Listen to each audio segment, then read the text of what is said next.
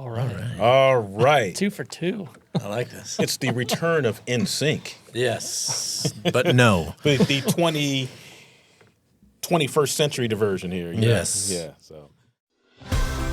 Welcome to 7 Points, a podcast produced by the Arizona Department of Public Safety, where we talk to different individuals who make our department so great.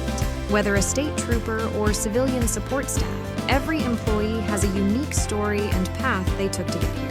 7 Points asks guests 7 specific questions to give listeners insight into what it means to work here and to be a part of the law enforcement family.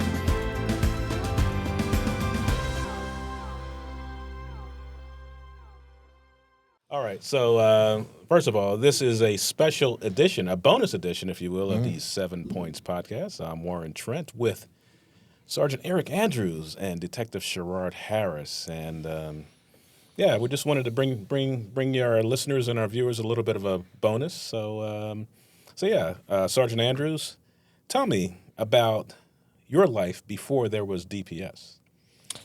Well, I was born. No. Not that far back. I grew up in L.A., California, born and raised there, and moved out here for college, went to GCU, ended up marrying an Arizona girl that dragged me back out here after college, which I don't regret at all. The best move of your life. Absolutely.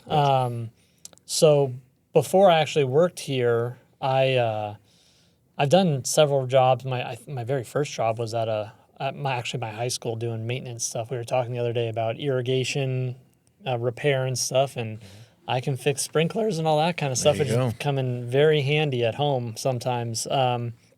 But just before DPS, before law enforcement, I worked at Grand Canyon University after I graduated there as the housing operations manager, doing placement in the dorms and maintenance in the dorms, all that kind of stuff, managing that side of things, not the social aspect of it, but more the logistics side of it. You were the hands-on kind of guy for things? Yeah. Okay. Yeah, did all that kind of stuff. Yeah.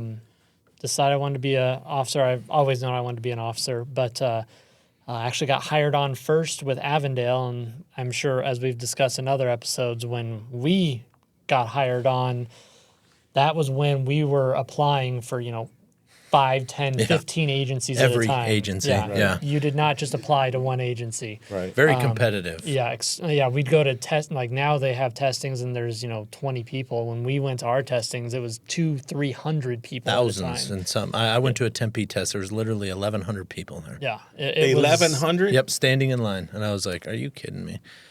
Tempe was popular because they were the highest paid, Yes. so everybody wanted to get on with Tempe. I just wanted to get hired. Yeah, exactly. Right. So I actually got hired by Avondale PD first. Did between my academy time and my road time just about a year there. Great agency. Love a ton of the people over there. Had a great experience over there. But it was a smaller agency. I knew I wanted to go somewhere bigger, so decided to put in for DPS and ended up lateraling, transferring over here. That's what kind of brought me here eventually. And you said you always wanted to be in law enforcement? Yeah. I mean, even as a kid? Even as a kid. Like, I would say it was always something I thought was cool and interesting.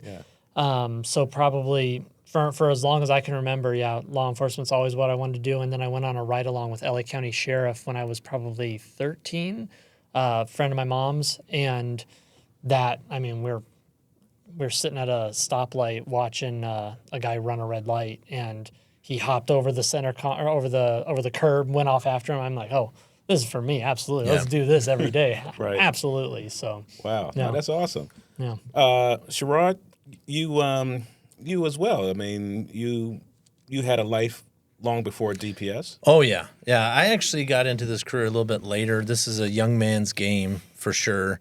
And so I'll never forget being in the academy with a bunch of 20-year-olds, and I was 30 at the time when I got in. So I've done, my wife says I've done just about every job you can do and failed at it in some way. I self-proclaim this is the only job I've ever been good at.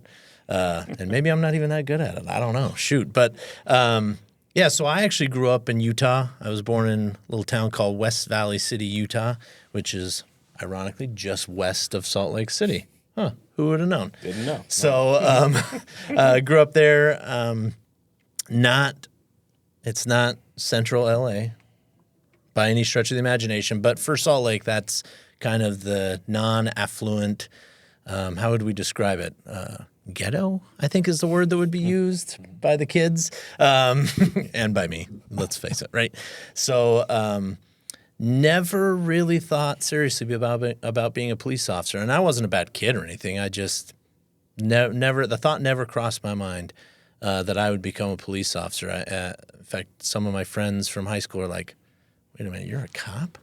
So grew up there until I was 19 years old. I actually left there for the first time in my entire life. I'm a member of the Church of Jesus Christ of Latter-day Saints, and I served a full-time mission for 2 years, proselyting mission, and actually came here to Tempe, Arizona, and realized very quickly that you don't have to shovel 110 degrees. Like, you can just auto start your car, wait for it to cool down, and then go get in it and go to work.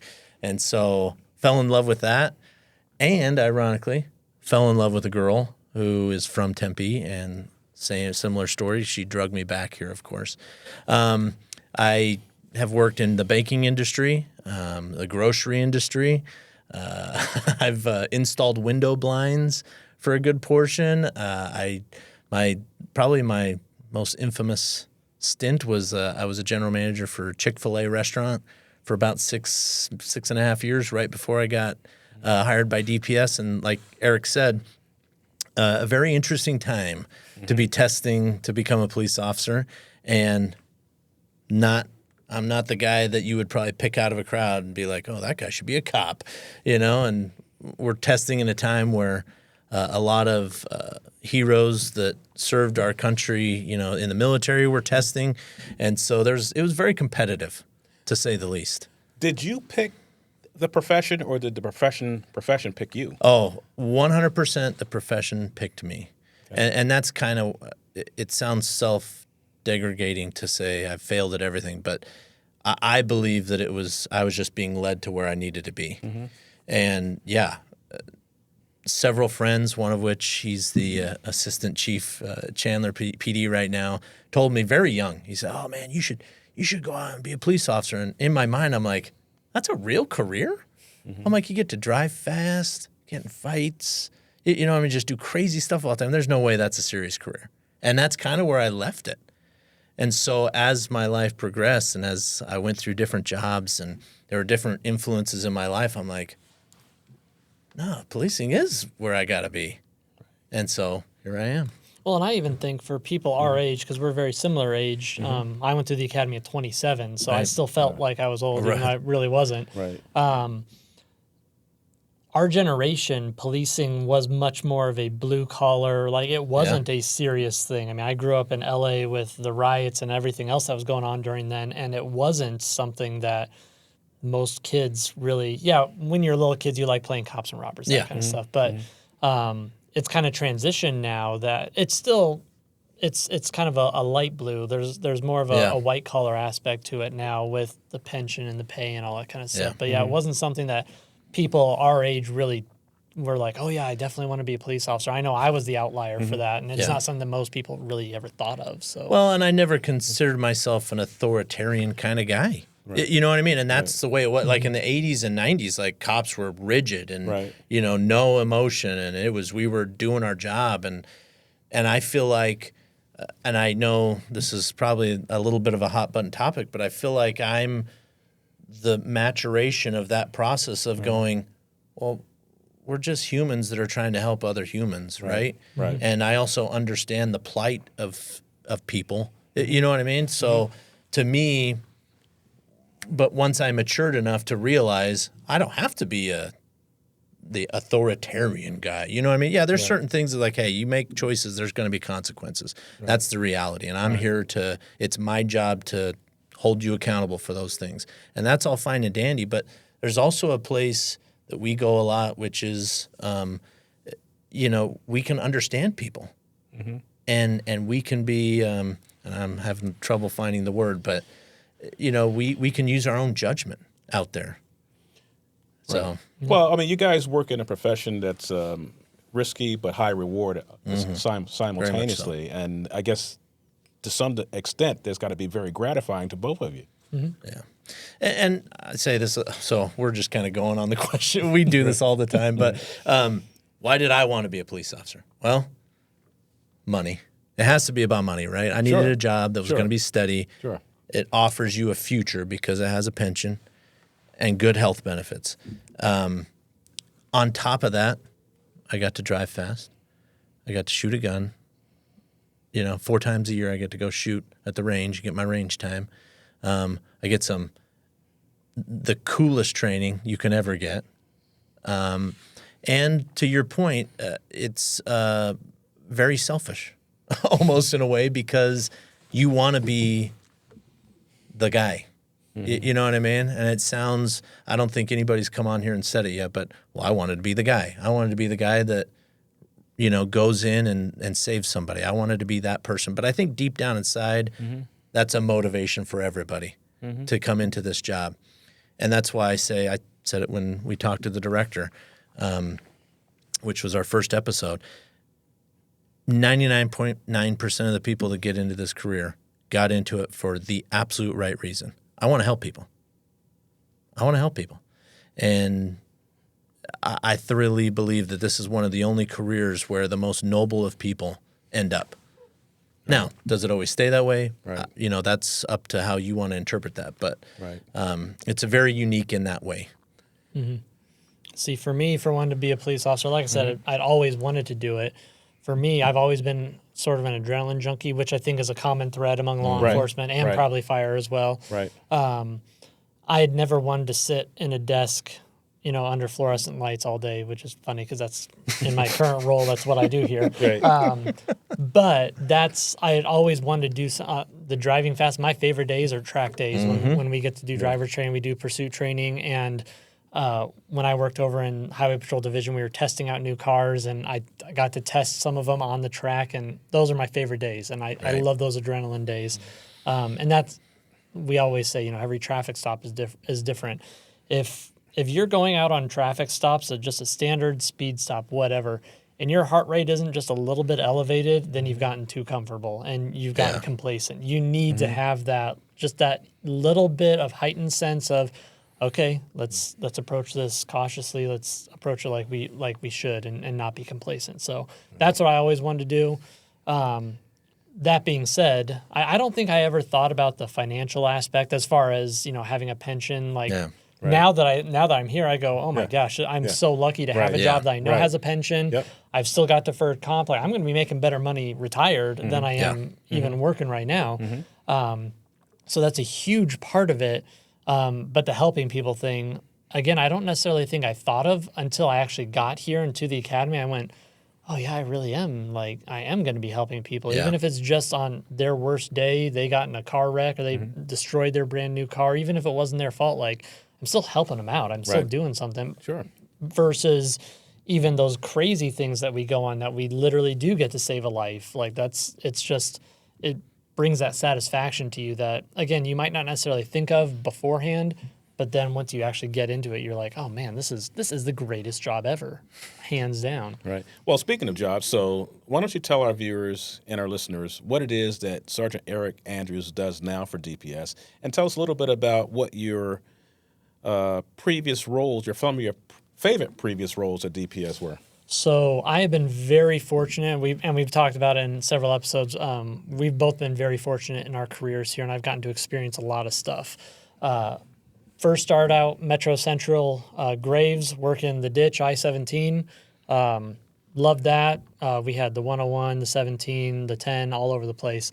Work in the middle of the night, did that for about a year and a half, then transitioned to days in Metro Central, working in the same area, and doing the patrol thing, loving it. I think we came in at the perfect time where we were hiring like crazy, so there was a lot of movement, and you didn't have to be somewhere for very long if you didn't want to.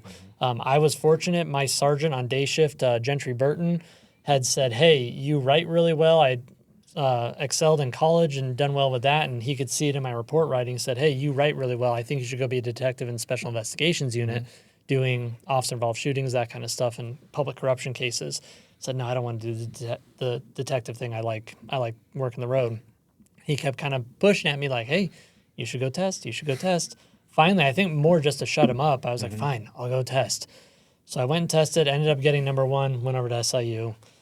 Did 2 years over there doing, again, officer-involved shootings. My kind of specialty over there was the crime scene investigation aspect of those shootings, but also public corruption cases. I had several of those that I really enjoyed doing and looking into, whether it's elected officials or police officers from other agencies or even our own agencies, or our own agency that might have done something that would potentially warrant a criminal charge. Loved my time in there. Transitioned out of there and went over to the DEA in a narcotics role, which was funny because I had a friend that asked me, hey, do you want to come over here and do the narcotic thing? And I was like, no, I don't want to do narcs. I love this stuff. Yeah. Right. The opportunity presented itself again later on, and I said, okay, I'll try it, and loved it even more than I loved SIU. And it was the narc thing was fantastic, getting to wear whatever I wanted to wear every day, getting to do the federal task force thing over with the DEA, where I get to play Fed, but I'm still state and local, so I kind of benefit from both ways. That was fantastic. At that, I did about 2.5 years there, decided I wanted to promote, and I've always wanted to promote and be a leader at the agency, but I knew I wanted to, as much as I was a little afraid of it, I wanted to do an admin spot to kind of see how things are done and get that behind the scenes experience. So I was able to finagle a spot up in HP Division, Highway Patrol Division, being the fleet coordinator trooper. And in that role, I was purchasing all of our vehicles, all of our equipment for all of our patrol vehicles, managing that fleet on the Highway Patrol Division side. And actually, I ended up loving it. It was very interesting getting to manage multi-million-dollar. I'd never dealt with fleets for the whole agency. Yeah, or not for the agent, but for the whole state, Right. for the Highway Patrol Division. Yeah, Wow. every single car bought in that year or so was bought by me, obviously with tons of approvals behind them and much higher up than me. But getting to experience kind of what goes on behind the scenes at the division level, which is our highest level at this agency, was huge. And it was eye-opening, and I ended up really loving it, especially because I'm a big car guy, so I love doing anything with cars. Right. Tested while I was in that position. I actually went back to investigations after a year there into our sensitive investigation squad, again, doing public corruption kind of stuff. Tested for sergeant while I was there, got on the list, and was fortunate to be offered the PIO, or Public Information Office supervisor position. Never would have guessed I would have gone here. It was always something I'd known about and heard about, but never been like, oh yeah, I want to go there. I want to try that. But when they say, hey, we'll give you your promotion if you come in this spot, I said, okay, sign me up. Let's go.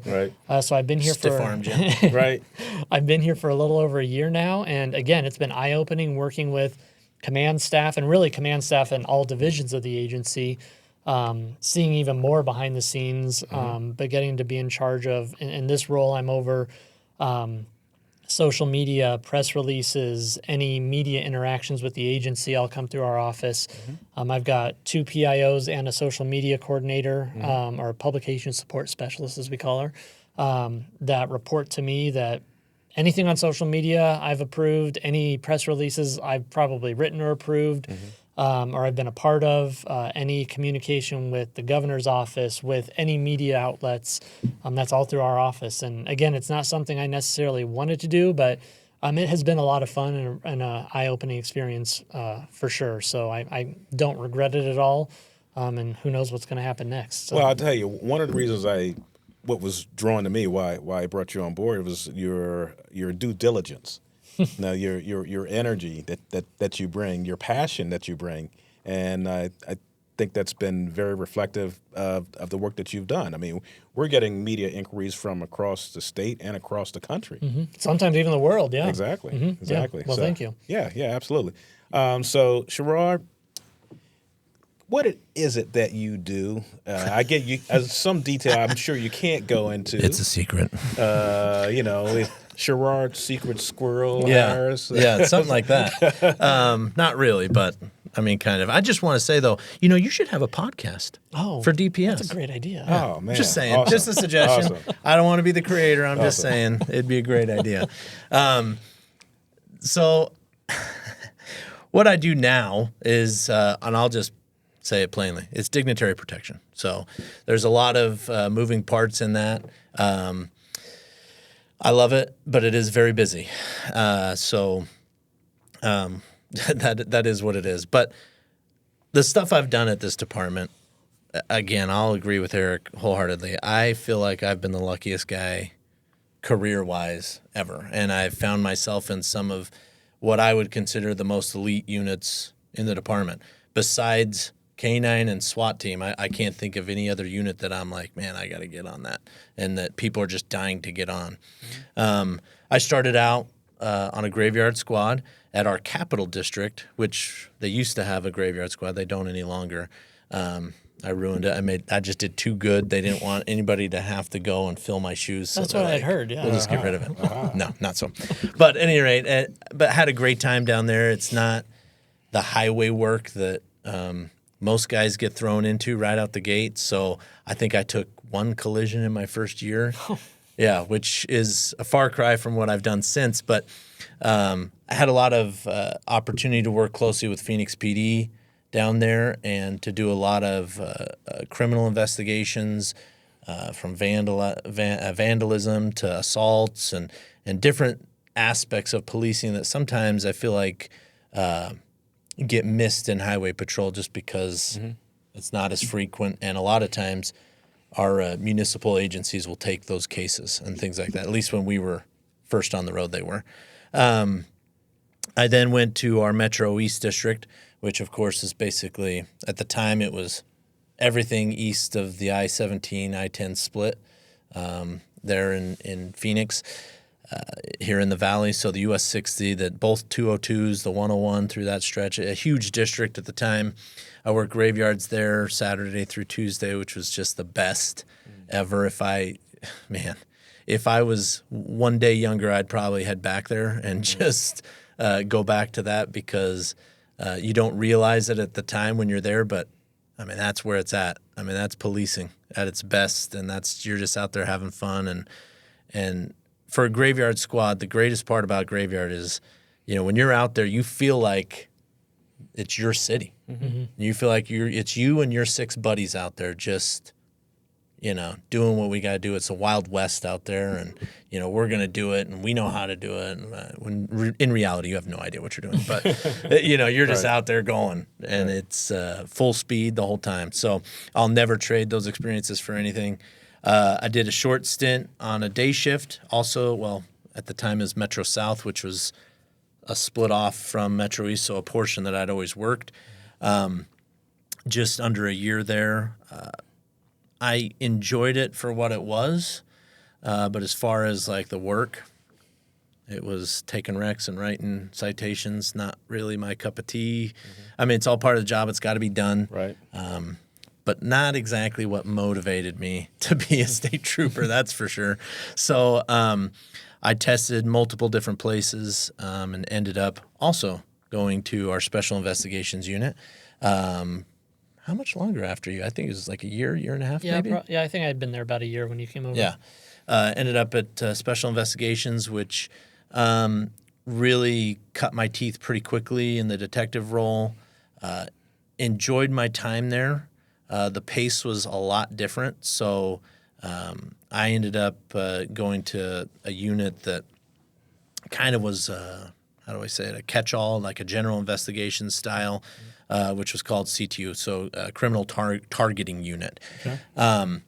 That's where I really found my passion because I loved the unknown of that job, meaning day to day, week to week, you never knew if you were going to be doing a fraud case or a shooting investigation or a drug investigation, drug trafficking investigation. So we really got to do a whole bunch of things, and it really broadened my mindset and also narrowed it in a way because I quickly realized that every investigation, the basis of how to do it is very similar. But each one has nuances. Sex crimes have their own nuances and words that you're going to use and not use. Drug cases are, drug cases. Can I say that? Can I say they're easy? They're easy. I'm just saying, they're fun, though. That's one. They're fun because that's a very hands-on investigation. Mm-hmm. You got to watch it, right? You got to watch it. So you got to be there. to see it. And that's how you build your cases up. And you've got to you utilize different pieces like our undercover units and to send them in and to buy drugs. And there's nothing like having an operation where you send another, detective in who doesn't look like a detective, by the way, and he comes out with the product that you expected he would come out with. And you just know, I got him. You know what I mean? Right. So that's a great part of the narcotics work, the drug cases. I, however, am super motivated in the victim, right? So I really found my passion in the victim crimes, so shootings, things like that, where a lot of the times these road rage shootings, people commit them because they feel like they're being ambiguous. They can get away with it because nobody saw them do it. Right. And I loved serving that search warrant on the house and seeing the face of this person realize, when they saw my face, they realized, they got me. They messed up. How did they find me? Right. Well, right. I found a way. I'm not going to tell you how, Right. because that's a secret. But I found you, right? And I love that. And and then going to tell the victim, hey, this person's no longer driving around with you. Right. You know what I mean? You don't have to worry about this person recognizing you and committing another crime. You don't have to worry about that. We took care of it. So that's a great feeling for me. That's what motivates me. I spent a very long time, well, not a very long time, but 4.5 years doing that, and had a lot of great experiences. I've had several amazing bosses doing that. And then the opportunity came up to do what I'm doing now, and it's something that I can't say necessarily that I'm super passionate about, but it's something that is an experience. And it's part of why I love DPS. And I think some of our other guests have said it about DPS. There's so many opportunities here, so many different things to do, and I get the itch every once in a while. I want to try something else. So. Yeah. Well, speaking of itching, I'm not itching, but both of you have such a varied career here at DPS. Is there a favorite part that stands out for either of you about working here? I mean, for me, it's the fact that we have been able to have these different experiences, and there are so many opportunities here. I mean, we've got so many different units that just here in Phoenix, but then you've also got the entire state. If I want to be a gang detective in Phoenix, I can go to Giddam, but Giddam also has locations in Tucson and in Flagstaff and in Kingman and all over the state. And same thing with narcotics. They've got narcotics guys all throughout the state. But if I want to be on patrol and I want to do a few years down here in Phoenix, and then there's a lot of guys that'll retire, and before they retire, they'll move up north and go be in the cooler weather for some years, do their last years up north, and then retire to their cabin or whatever up north. I like the experiences that DPS offers, and that's why I came here in the first place. Again, nothing against Avondale or any of these smaller municipal agencies. Right. Great agencies, but you cannot match even Phoenix PD, MCSO, great big agencies that have lots of specialty units and lots of opportunities, but you can't do that everywhere. Phoenix, you are staying within whatever the square mileage is of the city of Phoenix. You are not, there may be opportunities to take cases other places, but you're just following a lead. You're not based out of Holbrook. You're not based out of Yuma. You are just following a lead there. So here, I can literally do almost anything anywhere in the state. Some exceptions to that, but I just love those opportunities, not only between a big agency, but a statewide agency. What about you, Detective? Boy, it's hard to say anything other than that. I'll tell you that because, the freedom of this department, I'm telling you, it really is great. I mean, you can do anything, right? And I'll never forget, and I tell the story, and I think this was in our class, our academy class. I forget who it was. I think he was a Scottsdale commander or something like that. Came in and was like, asked a few people like, what do you see as your, if at the end of your career, how are you going to know that it was successful, right? And there's some people that are like, oh, I'm the chief of police or whatever, and they say these things, and I'm like, man, well, that's crazy. I don't want to be a chief necessarily. And he got to me and he's like, well, what do you think, Cadet Harris? And I was like, I think I'd have a successful career if I got to do a whole bunch of cool stuff and learned a whole bunch of different things. And that's the beauty of DPS, is that you can, right? If you play your cards right, you do the job that you're in well. That's, again, this is kind of a message to the young troops out there that after 2 years are like, why am I not a detective yet, right? Because that happens. And I felt the same way at some point. So my first piece of advice is do the job you're in as best as you can. Be the best at it. Because then it doesn't matter if those skills translate over to the job you want or not. People notice that. Your reputation will always precede you, no matter, I don't care how big the agency is or anything. Somebody knows somebody, and they're going to make a phone call and be like, oh, yeah, Sherod's this, that, or the other. That's just the way it is. But, just you got to stay with it. I just feel like there's so many opportunities that you have to have. I'll add a little bit more since I'm just repeating what Eric said, but like before I worked here, I was in management basically everywhere I worked. Chick-fil-A, Bank One, Chase Bank, all that. I was in some management position, and I was managing people, right? And dealing with all the intricacies of that. When they make a mistake, it's on you still, and you've got to deal with that. One of the things that drew me to DPS in particular was, and I hope that we're not getting away from that, although I kind of feel we have a little in the last few years, is you're a state trooper. You're in the middle of nowhere. You're on the I-40, 2 miles from the New Mexico border. You're it. And we instilled in those troopers, those officers, those guys, hey, and guess what? You can do it. And you're your own trooper. You're out here running the show. This is your show. This traffic stop, this collision scene is your scene. It's nobody else's. So you call the shots. And I loved that about DPS because I'm like, man, I've been managing people and dealing with that. I just want to go out there and be me and do my job, right? And do it well to the best that I can do it.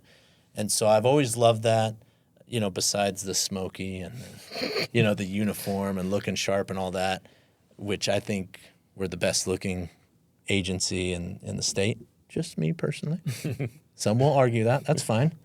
But besides all that, I love the individualness of it, but yet all working for the same goal, right?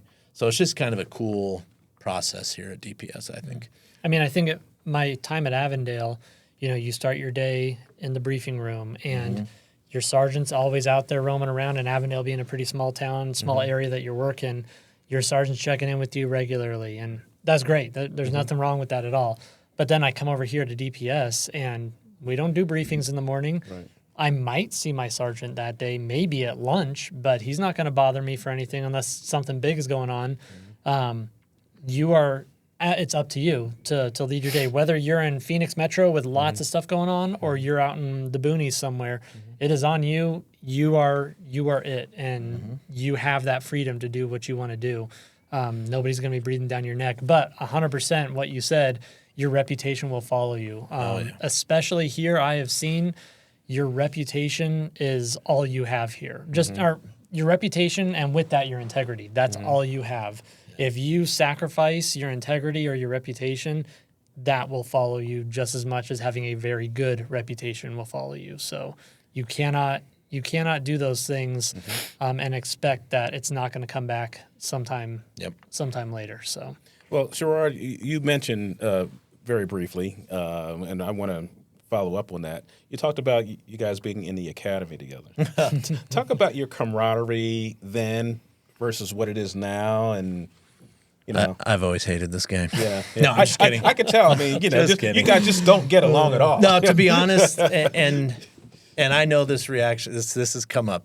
And listen, policing is, for all you people that are not in policing, it's going to be hard to understand what I'm talking about. But within policing, the attitude of things like this doesn't have the best, how should we say it, stigma to it. A lot of these public relation type things are viewed as kind of like, oh, whatever. They're just trying to get out the chain of commands message, right? Right. And when Eric approached me about the podcast in the first place, I was like, I'm not doing any scripted, I use different wordage, but baloney. You know what I mean? I'm not, right. If I started getting a list of things I got to say every every time from chain of command. I'm out. Right. Don't even put me in there. And so the way that this has all gone about has been great, and it's because of Eric, and it's because of our relationship. A lot of people, when I tell them, or when they found out about the podcast, are like, how did they get you to do it? And I was like, honestly, if it was anybody other than Eric, I probably would have said no. I'd be like, heck no, I'm not doing that. But I trust Eric, and it's because we've literally shadowed each other throughout our careers. We've always been in some type of contact, basically. But yeah, we went through my first academy. I had the joy of doing 2 academies because, well, I'm a failure at a lot of things, so I won't get into that. But our first academy was very unique, especially after going through 2. It was an older academy. A lot of guys were mid to late 20s, 30s. We had a couple 40-year-olds. Jason Cardoza was older. Lots of retired military guys. So a lot of already collective experience in what the academy is, which for all those that have not been through a police academy, it's a lot of induced stress because when you're all done with it, you graduate the academy, you look back and you go like, why was I stressed out about that? Like, it wasn't even bad. But whenever you go through those types of experiences with people, you're always going to have a connection. Everybody I know from my first and my second class, I have some type of connection with because we experienced, it was induced, but it was still stressful situations that we had to work through together as a team. So we always have that. So yeah, it's forged by fire is kind of the phrase that comes to mind, that that induced stress is so important because it forces you to work together as a team and you form those bonds. Just like if I hadn't known you, because we've never been on the same squad together, but everybody I've been, or I should say, if you hadn't been on my squad, then we probably wouldn't have the same relationship. But because we have that academy experience, that we're close. Yeah. And that's the same for anybody that's been on any of my squads, because even though it's not, we may not be having that same stress inducement, but on the road, every felony stop, you're like, okay, like guns are out, we're pointing them at people, we're ready to take action if we need to. There's stress and there's that. I don't want to say trauma necessarily just from a felony stop, but there could be trauma that you have on your squad. I mean, obviously you've been through your experience. Yeah. But and that's something that the corporate world does not understand. I'm not saying that there's not camaraderie in corporate America, that there's not friendships that build at your workplace. Absolutely there is. But the people that have not worked as first responders, because fire is the same way, both fire and police, you just don't understand until you've been here and gone through the things that we've gone through. Again, and not to say, I have been fortunate. I've never been in a shooting or anything like that. But I've been in plenty of other situations where I thought it might go that way, and I have bonds that have formed because I've been through those situations with those other people. And there's nothing like it, and it's the best thing ever. I'm not saying this is a bad thing about law enforcement, because the relationships that we've built on squads and in the academy is nothing like you would ever experience. And sure, there's people that we annoy each other, that we may not even be big fans of, that are on our own squad or in the academy. Trust me, in the academy, there were people that I'm sure we're both thinking of that were like, oh, they were so obnoxious. But we've got through the academy. We're on the road together. I know without a doubt they've got my back, and I have no worries about trusting them to take care of me if I find myself in a position that requires them to take care of me. So there's nothing like that out there. And I think being DPS, being a unique law enforcement agency in the state that municipal agencies don't, Phoenix PD is never going to understand what it is to be a trooper with your closest backup, an hour out, literally, because that's literally the case for some of our guys. Right. Just like me, I'm not going to have that experience because I haven't had that experience. I've been fortunate to spend my time in Phoenix, and I know that if I put out a call for backup, DPS is going to be there, Phoenix is going to be there, MCSO, if they're in the area, everybody's going to come. But it's just that, again, that forged by fire, those experiences that just build those relationships so strong with one another that it's a brotherhood and that it's a family. And I think that word is sometimes overused, even in law enforcement, family. But the squads, those individual squads, those are family 100%. You are taking care of each other. You are caring for each other at all times. So That's tremendous. That is tremendous. Is there a dream role here at DPS for either of you? I mean, I know what mine is. For me personally, Yeah. oh, it's PIO, absolutely. Oh yeah. It better be. I was hoping he say, said I mean, that. when my boss is asking me the I question. feel like this is a trick question. No, for me, and I've said it, and I don't think people truly understand, like, because, people will be like, oh, that's my dream spot, and it's not really your dream. Literally, my dream spot is to be on the Ranger helicopters, to be doing that kind of thing. And just life, and I fully admit to it, my own life decisions have made it so that I haven't gotten there. I'm still trying and still seeing what I can do to potentially get there sometime in the near future. But no, that I am a huge aviation nerd. I'm a huge helicopter nerd. Doing that, my brother works with helicopters and flies in the LA area and does that thing. Not in law enforcement, but for news media and that kind of stuff. And he loves it. And every time I've gotten to go up with Ranger, I've loved it. And that there's a good, I've always said, if I stay in my current roles, do what I'm doing now, I will want to promote, and I'd like to retire at a major or even higher than that if possible. And I've got another 20 years I want to work. That being said, if I got on Ranger, there's a good chance I might not ever promote again and still do my 20 years and just do it on Ranger. Eventually, maybe I would promote, but I would stay there for a long time because there's nothing beating flying on a helicopter, hoisting guys down to rescue people. You can't beat that. There's nothing better than that. Yeah, so. that's awesome. Yeah. That is awesome. Our guys do fantastic work. Yeah. What about you? Oh man, dream role. I've already done it. I'm not going to say that I'm there now. And that's nothing against what I do, by the way. There's a reason why I'm there, obviously. But to me, it's the investigations is where my passion is completely. Again, victim-oriented investigations specifically. And I've been very fortunate to do that with what I consider the best that have ever done it. And to be part of investigations that I feel are the best that have ever been done, not because of me necessarily, but just because of the group as a whole. Very high speed types of things. So I do feel like I've done it already. If there was something else that I was gonna do, man, I don't know. I've EOD's always been one that's been on my radar. Didn't we test for that? Yeah, at the I same think time? we tested forgot at the about same that we time. tested together. Yeah. Yes. I always forget about that too. I know. Wow. But yeah, EOD is something that I've always had a slight interest in, mainly because I want him to teach me how to do it, to make bombs and stuff. But because you got to know how before you can stop them, by the way. Right. But just Makes sense. Oh, he just got on a watch list. yeah, somewhere, no, not that I want to do that. I just think it's interesting. I just think it's the chemistry part that motivates me. But no, so I think that's probably where, but man, it's hard to narrow it down because of what I said about my reasons for loving DPS. I want to try all sorts of stuff. Sure. So I guess my dream role is being an employee at DPS. So here I am. You know what I mean? Wow.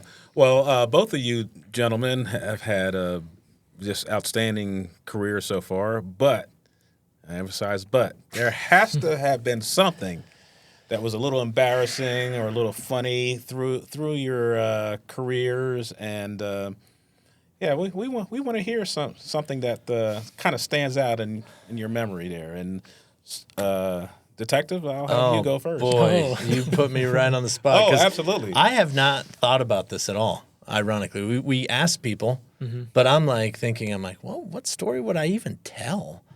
There's crazy stories all the time that happen, but it's other people, and I don't necessarily want to talk about them. Gosh, I'll be completely honest. This is very difficult for me. I don't have a ton that are just like not the cliche. We've all we've heard it before. We've all left our gun in the locker and gone on to another call, and then had the panicking feeling of knowing that you're not armed anymore. Okay, so just recently, and again, it's probably still an ongoing thing, so I can't get too into it. But basically, there was a wrong-way driver, and I was actually on an off-duty job. Now, what I mean by that is there's certain if for the civilian public out there watching and listening, basically you're going through a construction site, you see a trooper or an officer with lights on his car just sitting behind the barricades. Basically, they're just there to help protect the workers, make sure nobody goes driving through there, as you would imagine would happen. So I'm on a job like this, and there's a wrong-way driver. And so I pop out of there. And, of course, officers will know the last thing you want to do when you're on an off-duty job is actual police work. Oh, yeah. I mean, that's what you're just there to make a little extra coin. Right. You don't want to go out and stop a wrong-way driver, but obviously – I've, sworn to a duty. So I jump out and I've got my lights and sirens on and I go, well, I see him coming. It's pretty heavy traffic, actually. I don't know how he made it as far as he did. I tried to intervene. I couldn't. So I am flipping around and ends up getting in a wreck, right? Well, I stop on the opposite side of traffic and there's some people that were in this collision sitting here on the other side of the barrier, the cement barrier. It's, what would you say, 3 feet tall, maybe, give or take. And so, again, I'm 40-some years old now. I go to jump this wall, and I've jumped it hundreds of times, And as a young troop, when I was on the road, this was, again, recently, jump right over that thing. Everything's great. Right. I realized how old I was very quickly. Oh. So as I go to jump this wall, I kind of go a little too top heavy and I start to stumble forward and I'm literally catching myself. And I realize that here these people are watching me. All these people have now seen this collision and they're like, oh, here's the state trooper to come save us. And they're like, oh man, this guy's barely going to make it to the scene. So here and it felt like a decade of this where I'm like literally just catching myself putting one foot in front of the other, trying not to fall flat on my face, when finally I right myself, and I'm now in the, so there's the HOV lane, 1, 2, 3. I'm in the number 3 lane now. So just imagine how long that is. That's a good 40 feet of this. Right. And I literally look back at these poor people, and I'm like, you guys should have been videotaping that. Right. And they were just like, no, it's fine. You look fine. I'm like, you don't have to lie to me. Right. I know what just happened. And then I look up and sure enough, there's the news helicopter. I'm like, oh my gosh. I'm like, if I get blasted all over the place, which luckily I didn't. They must have been focused. But that's just a small example of my life at DPS, especially recently. I'm like, man, you almost biffed it in front of all these people. I took every ounce of effort I had to not, so. Wow. You forgot your legs didn't work. Yeah, as well. exactly. What about you, Sarge? I mean, I've had the opportunity to kind of think of a few. And there's more than one I could share. Nothing edgy, I would say. Oh, golly, yeah. Nothing like some of the other ones we've heard. For me, I mean, the whole leaving your gun and realizing it, for me, it was a slight twist where, and this is actually with Avondale, where we, when we transported prisoners, or I was still on FTO, so they wanted to, sometimes when we transport prisoners, if we had to take them to 4th Ave, we would put them in a jail van and not our patrol vehicle. Or maybe they just wanted me to get the experience of putting them in a jail van and taking them down there. I don't know. But go up to the station, my field training officer, who will remain nameless for this, we got the jail van, and usually what we would do there to prevent driving off without our firearms is that we would leave our firearms in our patrol vehicles. We wouldn't walk in and put them in the locker, and that's where usually people will forget them, is in the locker. We would leave it like under the driver's seat or whatever. And it's a secure parking lot, so it's or in the trunk. Right. So we did that. Got the jail van, put the prisoner in there. We were taking him down to what was 4th Ave. I don't know what they call it now, but so downtown Phoenix. And, this is a good 20, 25-minute drive from Avondale. So we're driving down there. I'm driving the van. My FTO's sitting next to me. We got the prisoner in the back. And all of a sudden I realize, I'm like, oh, crap, I left my gun. I realize I don't have it on me. I'm like, oh, this is bad. This is, I think, my second phase of FTO. So it's still, I'm still learning, and it's just embarrassing to admit this. Like, oh, no. Absolutely. I mean, it's bad enough when you do it by yourself, but when you've got somebody whose sole job is to critique what you're doing, it's just, oh, crap. Right. So we get going, or we're still driving, and we're like 51st Ave, something like that. And I'm just like, okay, I just got to own up to it. I'm a huge believer in my very first boss told me he would rather have me tell me if I've messed up than somebody from the public or somebody complain about it. And that's how he finds out. So I'm like, I just got to own up to it. So I'm like, hey, sir, I just realized I left my my weapon back in the car at the station. Right. And are you serious? And he starts kind of not horribly, but laying into me. Right. And I'm just like, yeah, I'm sorry. We just didn't think of it. And then all of a sudden he gets real quiet. And I'm like, okay. Uh-oh. And he's like, I'm going to tell you something right now, but this doesn't leave this car. I'm like, okay. Well, I know. we're It's breaking out of the that car now. Right. He's retired. He had a long, okay. Okay. illustrious career. Right. I go, okay. He's like, I just realized I don't have mine either. I'm like, oh. So here we are, 2 cops in a fully marked cop vehicle with no weapons because we didn't have rifles, we didn't have shotguns, we had nothing on us at all. And he's like, let's just get down there and get back as soon as possible. So we get down there, process them through. Obviously, in the jail, we're not wearing it in 4th Ave, so nobody notices then. Right. Get back in the van, haul back to the station, get our weapons. Nobody. This is probably the first time Avondale's ever heard this story. Oh, you're in trouble. Oh yeah, they're coming for Oh me now. man, they're going to let you. But yeah, so a little worse than leaving my own weapon, but it was. I appreciated my FTO owning up to it too, Right, and just being right. like, "Yep, nope, we're in the same boat now, so let's just Yes. get this over with." And, A critical message to all young troopers and police officers. Just own it. yeah, Just own it. Because- Just own it. Stuff happens, yeah, as they say. Make sure you're human. Yep. Stuff You're happens. human. You're not robotic. You're not RoboCops. You're a human. Human beings. So yeah. Well, gentlemen, thank you for your time. Oh yeah. We appreciate you guys being part of this special edition of the 7 Points Podcast. get to know your host edition. I yeah. guess. There you go. Yeah. Exactly.